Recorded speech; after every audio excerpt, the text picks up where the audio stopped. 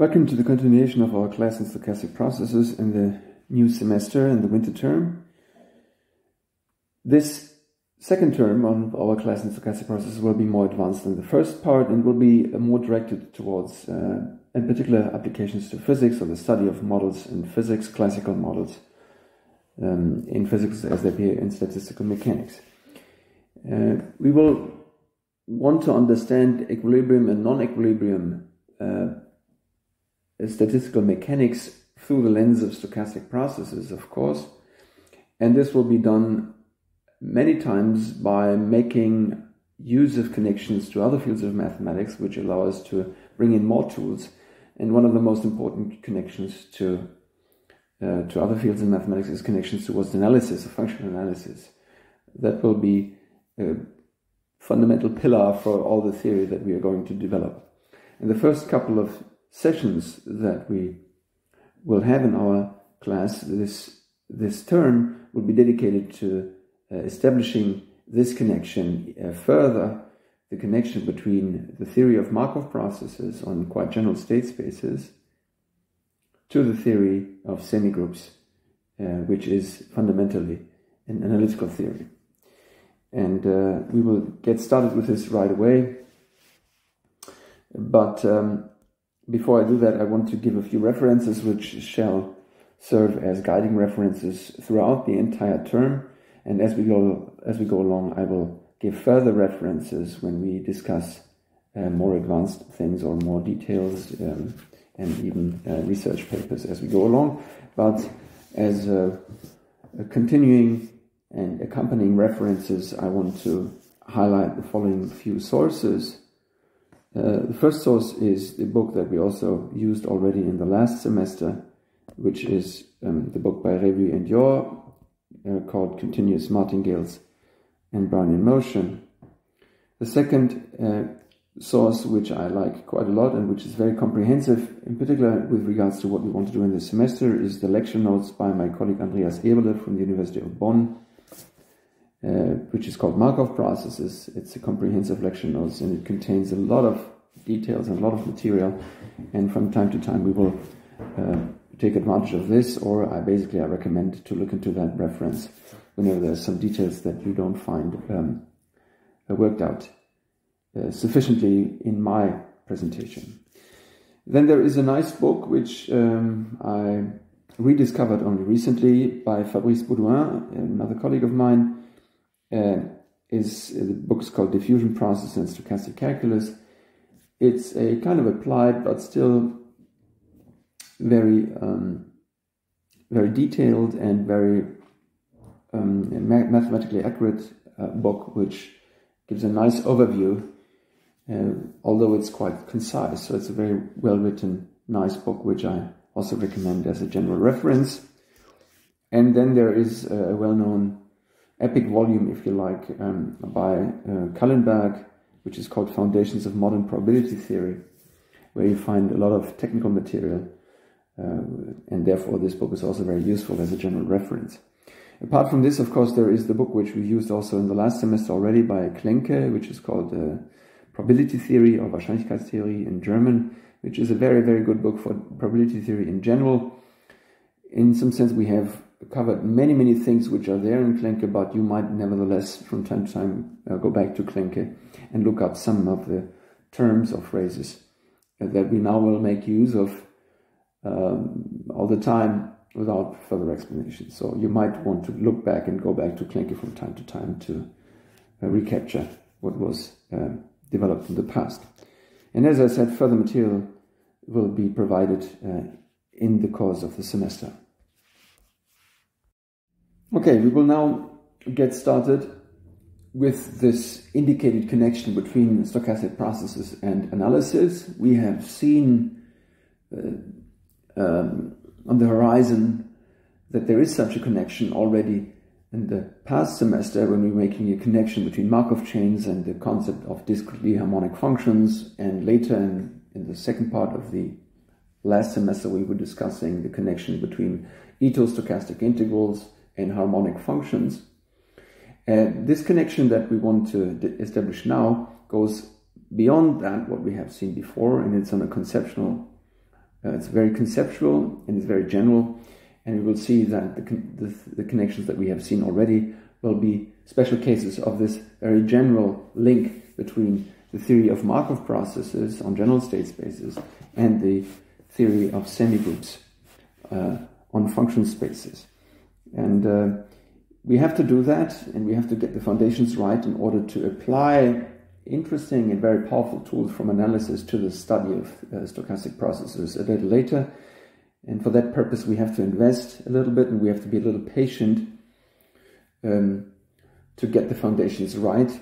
And this is what the first couple of sessions of our class will be dedicated to.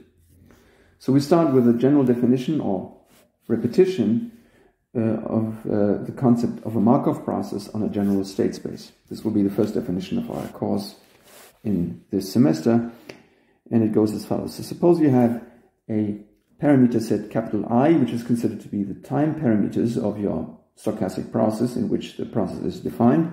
So it's a subset of the non-negative real line, can be the entire line, can be just a subset, and we consider a stochastic process which is indexed by this time index, capital I. So it's a collection of random variables which are all defined on a common probability space, and they assume values in a common space, a measurable space E, endowed with a sigma field curly E, which we call the state space. So we have a process which is indexed by this time parameter set E. It's defined on a common probability space omega, and all these processes, all these random variables assume values in one joint space. Then we call this process X, which we sometimes also denote simply with the capital letter X, or X with a sub-index or sub-dot bullet.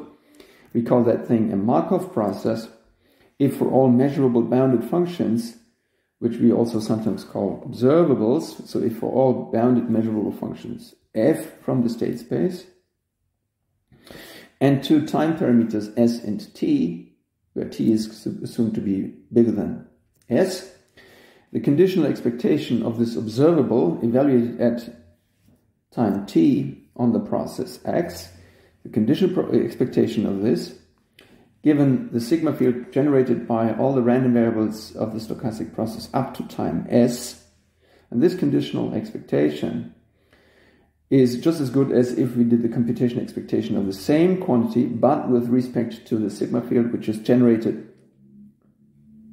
by the latest of all these observations, which comes with the capital time, with the time parameter s. So if that's true, almost surely, for all pairs of time points s and t, which are ordered, then we call this stochastic process a Markov process. We have seen instances of such Markov processes already in the last semester. The theory of Markov chains, or time homogeneous Markov chains, whenever we have time homogeneity, we come to that in a little moment, is the case when the collection of time parameters is just the integers, including 0, when the state space, that was our theory, is countable, which means that without loss of generality we can assume that the state space is just a subset of the natural numbers. And in this case, if we furthermore impose the condition of time homogeneity, then this boils down to saying that the process X is a lambda p Markov chain, where lambda is the initial measure or the starting measure of the chain, and P is the corresponding stochastic matrix or the transition matrix for this Markov chain. In this case, the condition or the property of being a Markov chain is equivalent to the condition that we have formulated here above. And we have a second example when, or we have seen a second example, and we've discussed this to some extent, when we have a continuous time parameter space, and we have a continuous state space, which is the example of Brownian motion in d dimension, if you like. So the time axis or time parameter is just a non-negative real line for continuous time. The state space here, in the case of d-dimensional Brownian motion, is the d-dimensional plane, and which we equip then with this typical Borel sigma field, and then the x process is just a d-dimensional Brownian motion, for instance. then this is a Markov process. We have seen and showed that this is the case, and we will do that in the exercise again. So we see that this general definition here is good enough to capture already these quite very different families of cases.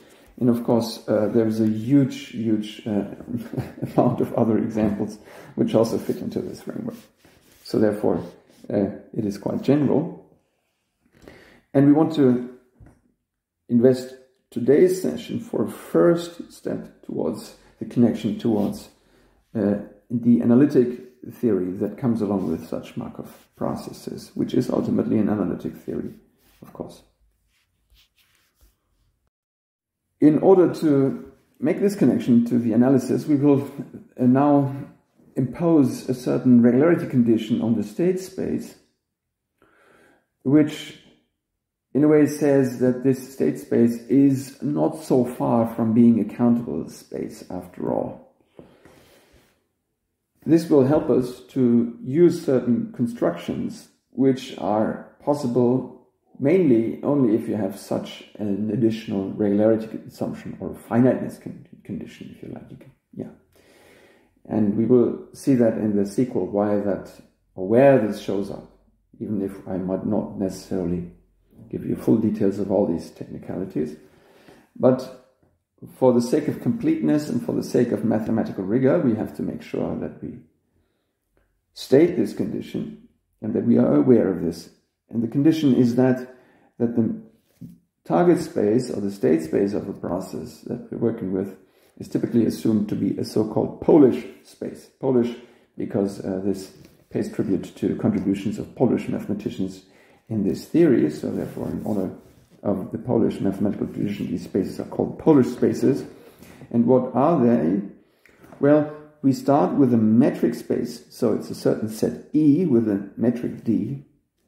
And we call this space E together with the metric D a Polish space if first the metric D is complete, which means that every Cauchy sequence has a limit in this space, and secondly that this space is separable.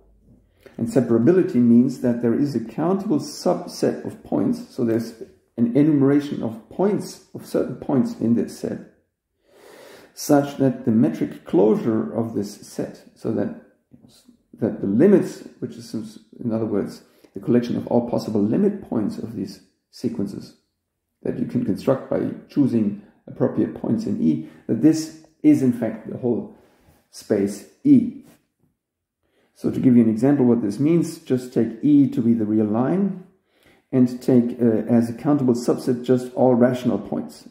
So the subset Q is of course a subset of the real line. So this would be the case when the real line is chosen to be E, and the subset En will be the collection of all rational points. This is a countable subset of the real line. And of course, the closure of the rationals is the real line. And therefore, for instance, the real line is a Polish space. That's what it means. And this is an example, and it means, in essence, if you like, that up to metric closure, this, if you like, is an operation of taking the metric closure of a certain subset. It says that up to the operation of taking the metric closure, the space E is still countable. It's not so different from being a countable space. You just have to take a metric limit in order to see the full space from a countable subset, which is embedded in this space. Okay, that's what we shall call a Polish space. And countability is always good when you want to do metric or measure type constructions. And many things in measure theory, in fact, depend on such a countability property, which is somewhere hidden in the constructions.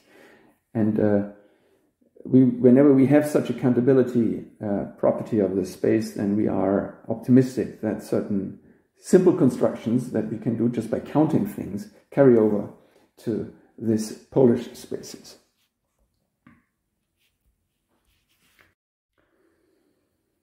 Okay, and that's also why we introduce the notion of a a Polish measurable space, which is the thing you want to see as an effect of in measure theory. Namely, we call a measurable space Polish, not a metric space, if in fact this field, the sigma field E, if the field E, which is the sigma field that is on this, that we want to put on this set E, if that is in fact the Borel sigma field, which is induced from a metric D on E, such that E is in fact a Polish space. So in other words, we call a measurable space a Polish measurable space if this measurable space is in fact the Borel space coming from a Polish metric space.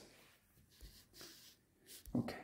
And here comes our first pretty abstract application or theorem in which the property that the underlying space is Polish is used. I will indicate why this appears towards the end of this of the presentation of this theorem when we discuss the idea of the proof of this theorem. But the theorem alone is already quite abstract in its formulation, but nevertheless helpful, I hope, as you will see, and that will help us to clarify certain structures which come, structural elements which come with Markov processes. Okay, and it says, the theorem that I want to indicate now says that we can talk about conditional probabilities if we have two random variables, provided the random variables assume values in a Polish space. So that's an abstract theorem, which is very helpful. I say it again, and it is the existence of conditional regular, I should probably write regular conditional probability. The theorem goes like this. So suppose you have two random variables x and y, which are defined on a common probability space omega fp, and they map both into the same state space for simplicity. And let us assume that the state space as a measurable space is in fact Polish, in the sense of the definition we've just seen. Then, that's now the conclusion of the statement, is the following. Then there exists a certain function k, we call it a kernel function, which is a function in two variables, and it accepts two types of input. The first input is a position, a location in the state space, and the second input of the k function is a measurable subset of the state space. And the output, what it delivers, is a number which is k of x and a. And you should interpret, before I go into further details, you should interpret this quantity k of x and a as a probability in one step to go from position x in A. So here's E, here is a subset A, and here's a point x. And this kernel, k of xe, should be interpreted as something like a probability that we jump in one step from position x into the set E. So that's the function k of x and e. And of course, this function k of x and e is a function which we would want to have for all possible choices of x. So we should be able to replace the x by an x prime and the a set by a subset a prime. So we have two types of input data, namely a starting point, if you like, and a target set. And the k function associates to every pair of starting point and target set a certain number, kxa, which is to be interpreted as a probability. Okay. And what we want to make sure is that there exists such a kernel function k, which has the following two regularity properties. Namely, if we fix the target set A and vary only with respect to the starting point x, then this is required to be a measurable function. And secondly, we want that if we fix the target as correction, the starting point x, we want that with respect to the second variable, which is now taken from all measurable subsets of the state space E, we want that this is a probability measure. Okay, so that's this kernel function k. We shall call this in the future a kernel function, or a transition kernel. Well, okay, then there exists some transition kernel which has these regularity properties, which now allows us to write all types of combined expectations for the two random variables as a hierarchy of integrals using the kernel K as follows.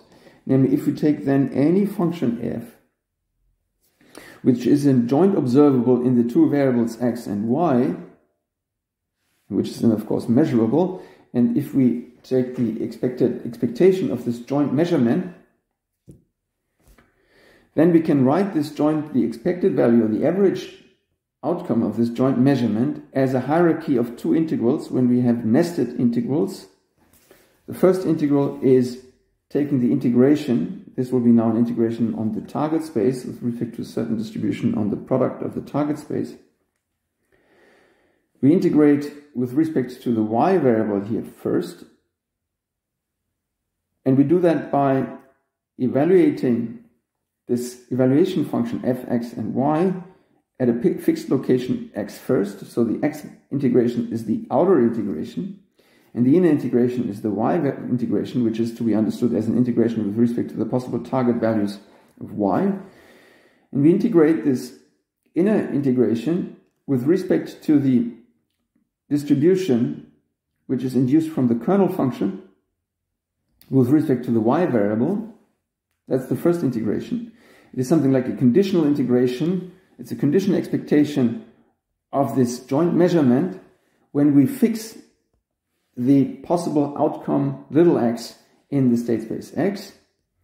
And this will then, once we have conducted this inner integration, this will be then ultimately integrated against the distribution of the outer variable x with respect to the outer distribution. But of course, this inner expectation had still this dependence on the realization of the x value. So therefore, that the value of the inner integration is a function with respect to the x parameter, and that needs to be integrated with respect to the distribution of the random variable x.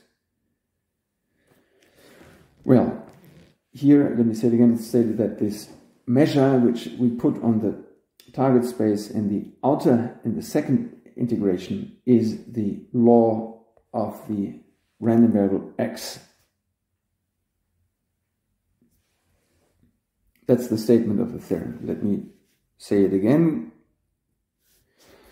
So, suppose we have two random variables which are defined on a certain probability space, and suppose that these two random variables assume values in a joint target space E, which is, as a measurable space, Polish. Then we can find such a kernel function, which will be called the conditional regular probability of y given x, which is a transition kernel with a given regularity property such that whenever we have a joint evaluation of x and y, and we take the expectation of this, then we can write this joint evaluation as a nested sequence of integrals where we first integrate with respect to the realization of the y variables, but with the appropriate probability measure, which is given by this k kernel, and then the resulting partial integration, which will be a function still depending on this second or exterior parameter little x for the possible realization of the x variable. This needs to be integrated in the exterior second integration with respect to the probability distribution induced by the second random variable x.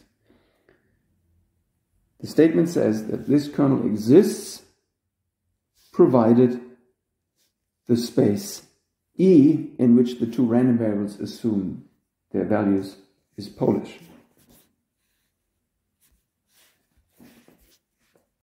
In order to familiarize ourselves with the meaning of this construction, let us consider the following example. Namely, if we choose as a joint evaluation just the product of two indicator functions, then if you look into the formulation here above, we see that the left-hand side of this equality, that's our claimed equality, so the left-hand side of the equality is the expectation of the product of these indicator functions, which is in fact just an indicator function of a certain event, and the event is that x assumes values in A, while at the same time y assumes values in B. So therefore, on the left-hand side of this equality, we have the probability that the pair x and y hits the Cartesian product of the two subsets A and B. Now the right-hand side, if we write this out, the right-hand side is this hierarchical integral, and where in the interior, the inner integration is an integration with respect to the y parameter.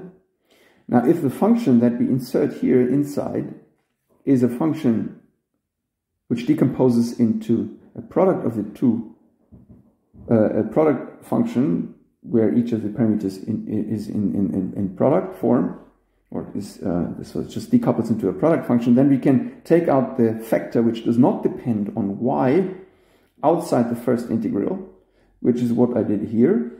So I'm left only, after one step, I'm left with this equivalent way to write this nested integration. Now the inner integral here is, as we have just said, just an integration of this indicator function in y against the kernel measure with regards to the y parameter. And by definition of integral, this is just the kernel function at position x, which is fixed here, evaluated on the set B, which defines the indicator. And this function here now is obtained after we perform the first inner integration. What remains is the exterior integration. And the exterior integration is an integration with respect to the law of the x random variable. So therefore we can write this also just as an expectation back again with respect to the x random variable. And if we insert wherever we have a little x, we write the capital X, and write instead as an expectation with respect to the initial probability measure, we find that this is this expectation. So therefore I see, if I compare the two sides, that the joint probability for x and y to be in certain sets can be equally be written as the probability or the expectation of making, according to this transition step, according to this transition kernel, a step from the x location to the set B, which would be the conditional probability of having a y realization in B, provided the x realization was as it is here, like in x. And this needs to be integrated with respect to the indicator function of the A set with regards to x. So if heuristically we choose A to be a little a, just a one parameter or one element set, then this k little x little a in B would be something like the conditional probability, or would be something like the probability of y being in the set B provided x is in A. And that's exactly the kernel. So you see that this kernel really has the interpretation and the meaning of a conditional probability for the second variable, given the first variable assumes a certain specific value. And the existence of this kernel map can be guaranteed provided the target space E is in fact a Polish space.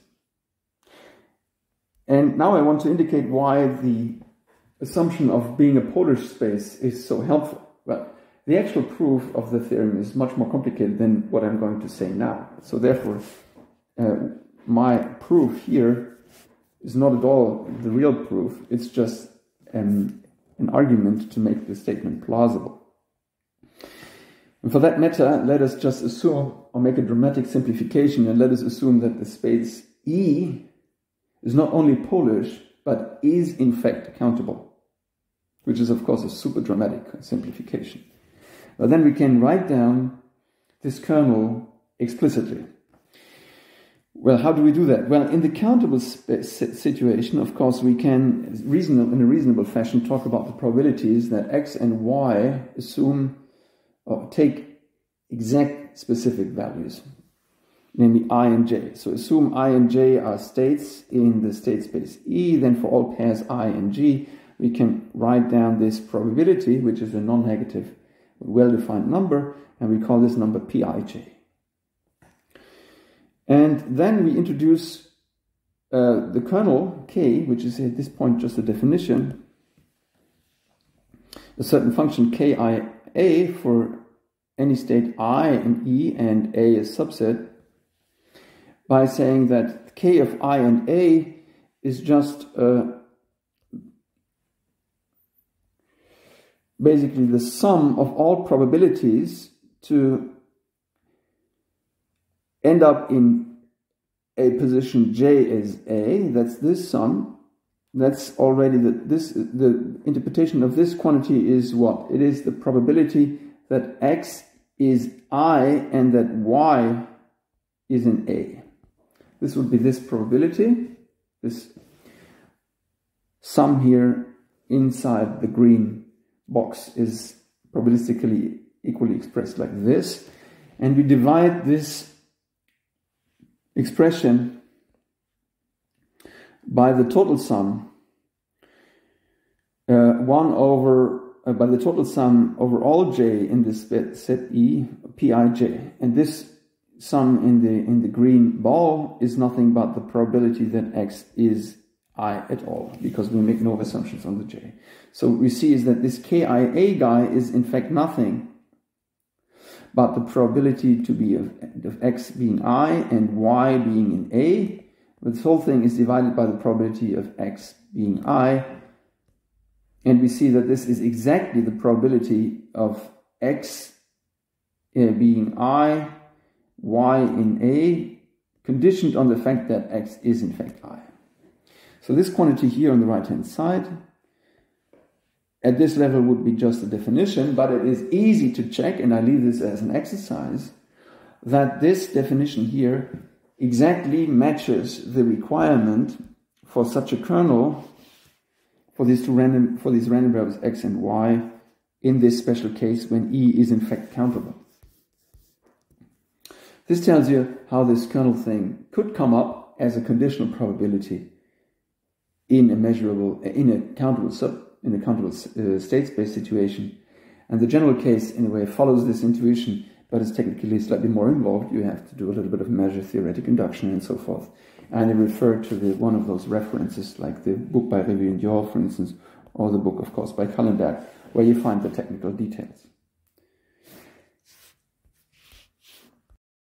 Okay, once we have made this effort to guarantee that such a regular conditional probability exists, we can now reconnect to the theory of stochastic processes, Markov processes, where these kernels will show up in a natural fashion. And you might already feel that this is in fact the case. But before that, let's just fix this notation that we have encountered in the previous theorem, because it's important also independent of this theorem, namely, if we have any measurable space, which doesn't need to be Polish, then a function k, which is exactly of the structure as we have seen above, which is a function and two inputs, namely it accepts a position x and a subset E. If we have such a map K, which has the following two regularity properties, that for fixed measurable set A out of a collection of all measurable subsets, if we vary with respect to the x variable, this is a measurable function. And second, suppose that we fix a position x, then the resulting function on sets, which is obtained by inserting a measurable set into this kernel as second input for fixed x, that this is a probability measure. Then we call such a kernel or such a function, we call it a transition or Markov kernel. And we have seen in the previous theorem that if we have two random variables which assume values in a common Polish space, then there is a kernel which serves as the conditional regularity property, conditional probability of y given x. I should say that this conditional probability of y given x is different in general from the conditional probability of x given y. So this construction is not symmetric with respect to x and y. However, the conditions for the existence of the thing are symmetric with respect to x and y. Okay, so in general we want to talk of a kernel when we have a map which has these two properties. And we have already seen in the last semester that such kernels appear naturally. For instance, in the case of Markov chains, then this transition matrix is nothing but such a kernel. Okay, and if we have now two random variables on a general state space E, which assumes values on general state space, where this state space E does not need to be Polish in general, but if for some other reason someone gives us a kernel function, a Markov kernel on E, such that exactly this representation holds true, that namely every joint evaluation of these two random variables by means of a general function which is measurable and bounded, or it's just measurable if you like, such that if this representation holds true, that this expectation can be written as a consecutive twofold integration with respect to this random variable f, or with respect to this kernel k, then we call the kernel the conditional regular distribution of y given x. I should probably write this as a y. Okay, so whenever we have a kernel on a measurable set such that this relation holds for any test function f, where the ingredients here are two random variables x and y, then we call k the conditional regular distribution, the regular conditional probability distribution of y given x. And we have seen, let me say it again, that in case when E is in fact a Polish space, then such a kernel will exist. Here's the next little proposition, which is meant to familiarize ourselves a little more with this concept of a conditional regular probability described through a kernel K, which will also bring us closer to the theory of Markov processes. Namely, that K be such a conditional regularity, a regular conditional distribution of y given x on a state space E, which does not need to be Polish, but anyway, assume we have such a thing. And suppose we have a certain function f, which is just measurable on the two variables, and we want to compute the joint expectation of x and y evaluated through this function f, but conditional on the sigma field generated by the random variable x. Then the statement is that this probability distribution, that this random variable, which we have here on the left-hand side, equals almost surely the random variable which is obtained by doing a one-step partial integration of this f function with respect to the y variable using this kernel k and inserting into this as the first variable exactly the location where the x is. So this thing on the right-hand side, if you look at it, this is still a random variable because here, as x position, we have inserted the location or the realization of the random variable x. And here you see exactly that this kernel represents a partial expectation value.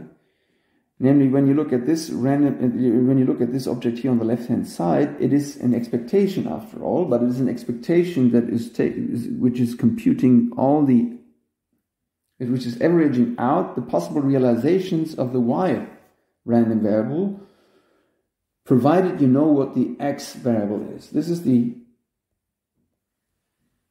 intuitive meaning of this expression on the left-hand side. It says you have to take the average of this joint evaluations of x and y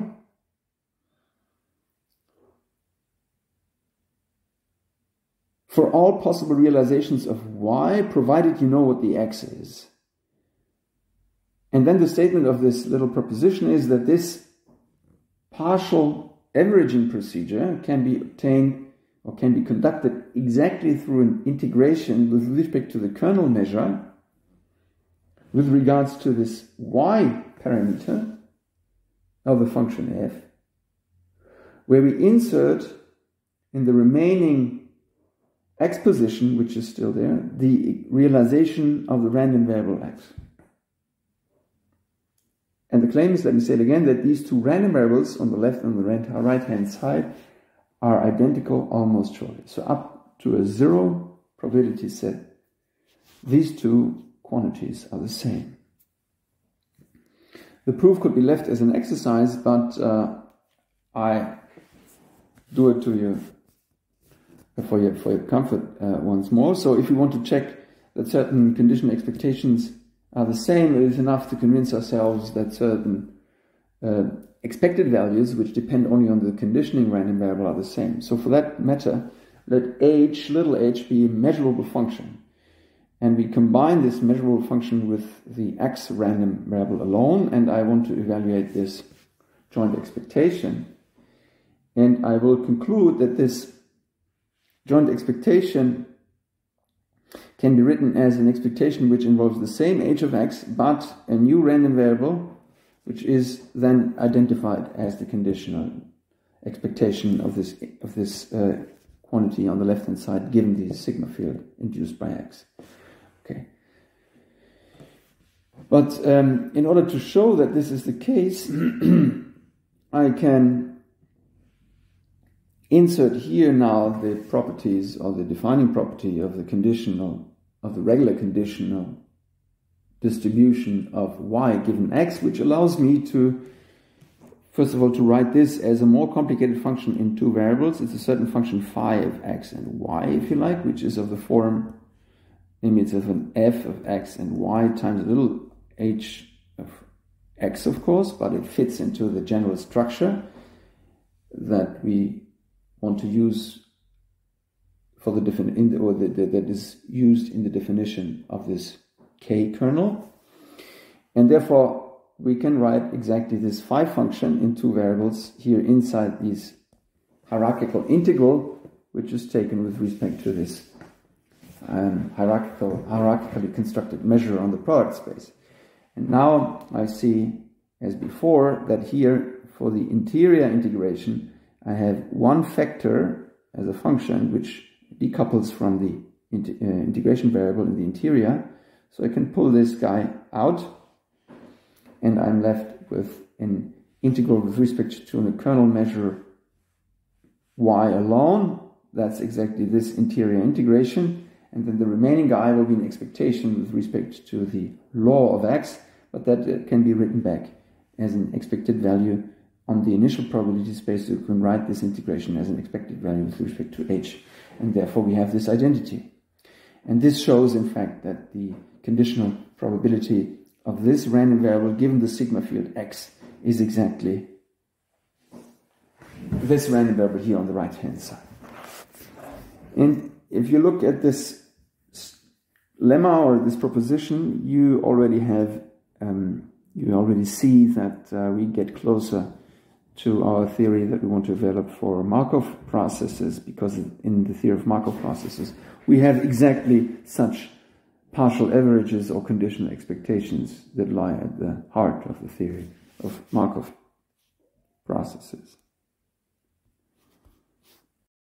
Okay, and now we will make this step with the following definition, namely let X be a Markov process on a state space E, which does not necessarily must be Polish. And suppose that you have a collection of Markov kernels on this state space, which are indexed, doubly indexed by the time parameter set capital I, where typically we want to assume that S is less or equal to T. So we have a doubly indexed collection of Markov kernels, which are indexed by pairs of time points S and T in this time parameter set, where S, the first of the two indices, is assumed to be not greater than the second one. And then we call this family of Markov kernels associated to the process X, or X is associated with K, and K is associated with X, if, that's the definition, for each pair S and T, the kernel KST is exactly a regular conditional probability of the random variable xt given the random variable xs, exactly in the sense as we had discussed above. So when you have a Markov process, the interesting, as we already know, the interesting thing is the statistics of a transition of the process between two time points. And you measure these statistics of these transitions by looking at the joint evaluations of these random variables. And we have just seen that sometimes you can describe the statistics of these joint random variables in a hierarchical fashion through these conditional transitions from the state at S to the state T. And these conditional transitions, or these transitions, are exactly described for these kernels KST in the best case. And whenever we have such a family of kernels which exactly describe these conditional transitions in the way that we have discussed, then we call this collection of kernels associated to the Markov process X. Or vice versa, if you have a family of kernels and you have a Markov process which fits to these kernels in the sense that these kernels really give you the conditional transitions, then you call the Markov process associated to this collection of kernels. As a standard example is this collection of kernels for standard Brownian motion, and we have discussed this already in the last semester, but under slightly different paradigms, but effectively we can already see now that the transition kernels for the standard Brownian motion, in this case they are unique. The standard Brownian motion has transition kernels which are given by the Gaussian functions, namely for PST, for S and T, 2 time points. Then we can ask what's the probability effectively for a Brownian motion too. That's our intuition, right? So that would describe, in case of Brownian motion, that would correspond to the probability that the Brownian motion at time t is in A, provided that we know that the Brownian motion at time S is in location X. This is our interpretation of a kernel KST of X and A in case of a Brownian motion. And in case of a Brownian motion, we have an explicit formula for this kernel, which is given by an integral with respect to the Gaussian function properly scaled. And the scaling here is according to this variance for the transition. Yes, this is what it is. So X is the little x here. This is the center of this Gaussian distribution. And the variance of this Gaussian distribution, of which we have to integrate on the set A, is given by t minus s. So therefore we have to pick this Gaussian kernel. We can of course describe this equivalently as the probability of a standard Brownian, of a standard Gaussian random variable which we shift and scale to lie in the set A. So that would be our standard example of such a family of kernels, and it's easy to check that these kernels really do the job in the sense of the definition above for the case of the Brownian motion.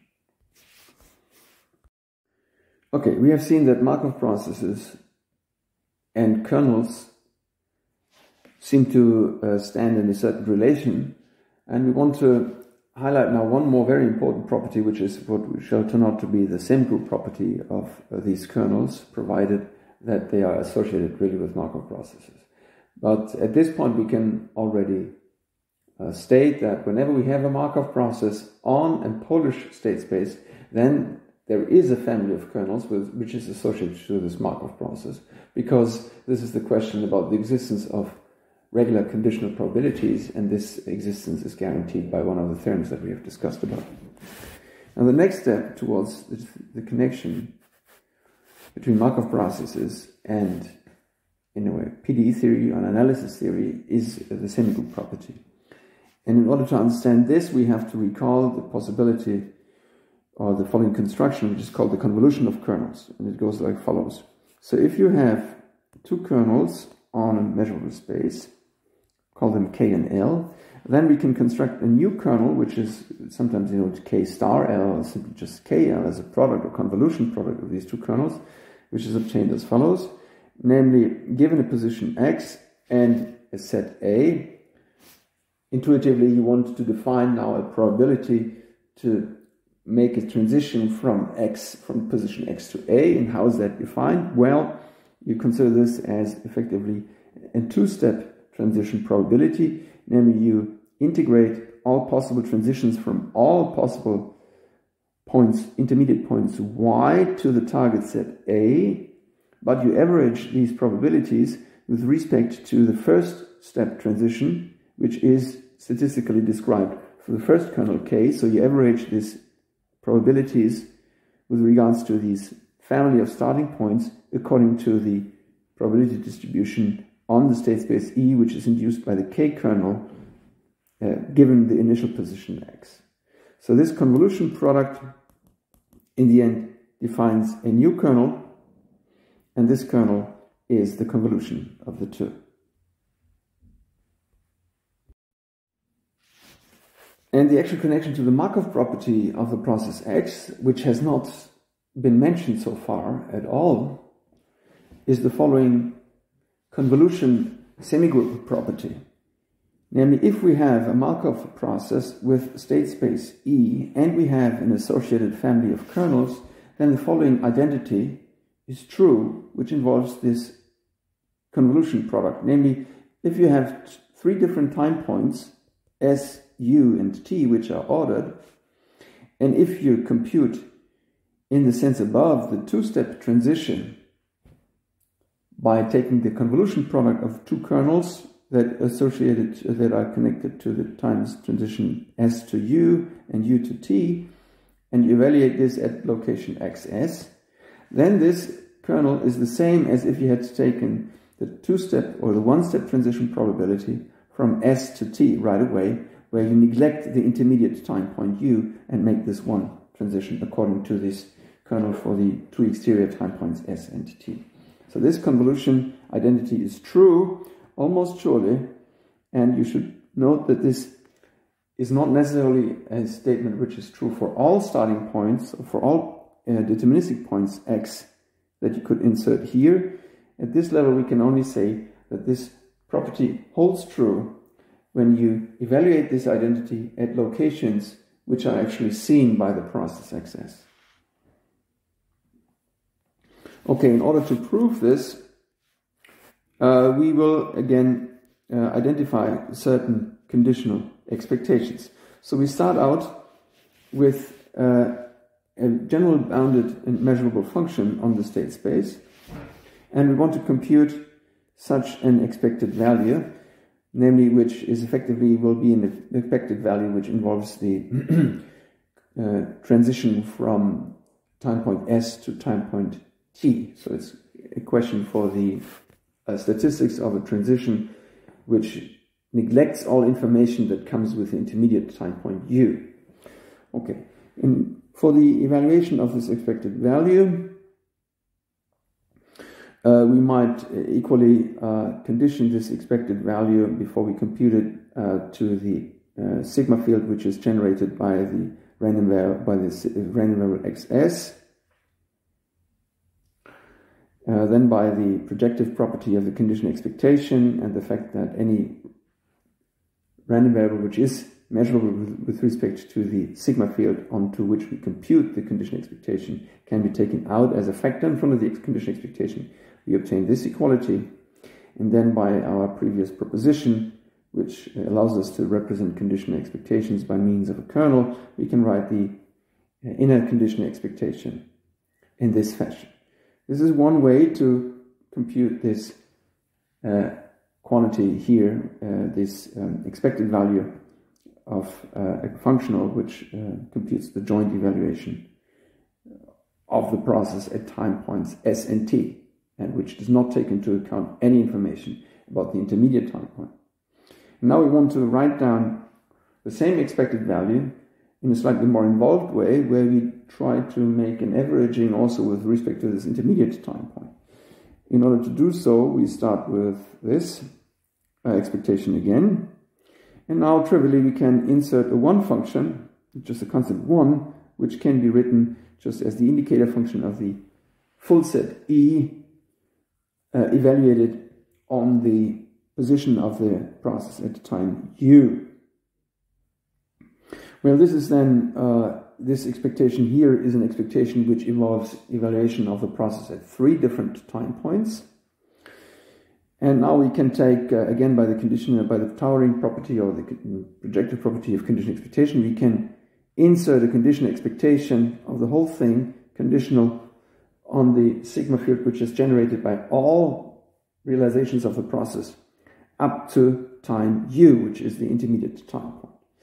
Well, and again, since these two quantities or these two random variables are measurable with respect to this sigma field, they can be taken out towards the front of this inner conditional expectation.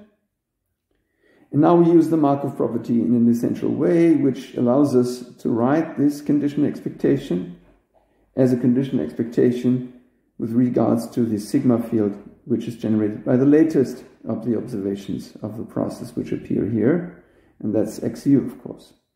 And then again, by our kernel property, or the way, or the possibility to represent these conditional expectations as integrals involving the kernel, we can write this as the kernel which is associated to the 2 time points t and u.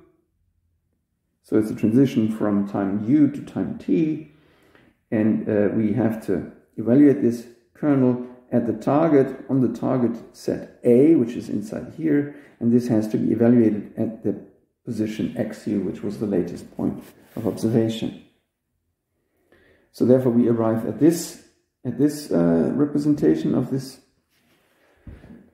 expected value, and then we can do this conditional expectation trick again, which then here in this case is applied in the case when we condition this random variable to the sigma field generated by the observation at point S, and again noting that this random variable f of xs is measurable with respect to that sigma field, we can pull this out, and what we have inside here, inside the conditional expectation, is a certain function which as a function of randomness depends only on the realization of xu. So this is just an abstract function of xu, which then again through the kernel representation can be written, so the whole integral can be written as an integration involving this function, which is this function now written as a function of a parameter little y, which has to be integrated with respect to the kernel that corresponds to the transition of the x process between time points s and u. And that whole thing, as I said, needs to be integrated with respect to this degree of freedom y, which is the variable representing the xu position. And this integral has to be evaluated, or this integral has to be taken with respect to the kernel at the location of observation, which is xs. And so we see that the whole, and we see that the whole expression here, this expected value, is now represented as an expected value again, which involves only the XS random variable, because this whole integral is an integral which it depends on a parameter, on a location, which determines the kernel, which depends the location at which the kernel needs to be evaluated. And moreover, we can see that this expression here on the right-hand side, if we look at it, it involves a full integral with respect to the y parameter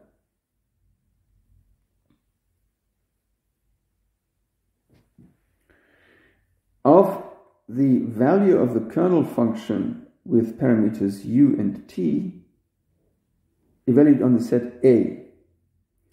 So therefore, this full integral is nothing but the convolution of the kernel KUT with the kernel SU according to the definition above, which is now evaluated on the location XS and the set A. And we see in fact that this expected value has then the representation of f of xs KSU convolved with KUT at location XSA. And since f was an arbitrary test function, we can find that in fact these two random variables which appear in both representations of this expected value must be the same.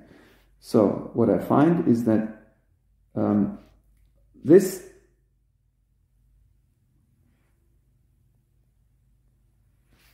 let me say it again, a correction. What we find is that this random variable here, which appears in the one representation of this expected value, must be the same as this random variable almost surely in this representation, because f varies over all bounded measurable functions. So if these two random variables were not the same almost surely, then we could find the function f where these two expressions are different from one another. And this proves that these two random variables must in fact be the same, almost surely. This then finally leads us to this important concept of a transition function, which is the critical concept, probably the most critical and analytical concept in the connection between Markov processes and analysis. Namely, suppose we are given a state space E with the sigma field curly E, then we call a family of kernels on a certain time parameter set E, which are given for ordered time parameters. If we have such a family of kernels, we call such a family of kernels a transition function if this convolution function, if this convolution property that we have seen in the previous proposition, if this convolution property among the kernels holds true for any choice x and set A. So if this is true for all x and E and all A and E, then we call this family of kernels a transition function. Note that there is a little bit of a subtlety here in this definition. This definition asks for more than what we have just shown in case when these family of kernels is associated with the Markov process. What we have shown before is that this equality holds true only if we evaluate this on those points that the Markov process actually visits with positive probability effectively. So this convolution identity which we have just shown is checked only on those points which are actually visited by the Markov chain. However, if we have a family of kernels which a priori does not need to be associated with any Markov process at all, so here's just a family of kernels doubly indexed family of kernels. If this convolution property holds true for all pairs of points and sets xa, then we call this family of kernels a transition function. That's an important definition. And finally, we say that the Markov process is associated with the transition function if the following is true. Namely, x is a Markov process. Secondly, k is a transition function. And thirdly, k is in fact associated with x. So let me say again. So we say x is a Markov process with transition function k. That's now an important definition. We say x is a Markov process with transition function k if x is a Markov process, if this family of kernels is associated with k, and if in fact this family of kernels does satisfy this convolution property, this convolution stability property, if you want to call it like this, not only on those points which are actually seen by the process or visited by the process, but for all points. So which means that this family of kernels is a transition function. Then we call this this couple, which is a pair of x and k, we call this a Markov process with transition function k. Now, its transition function is called homogeneous, time homogeneous, if the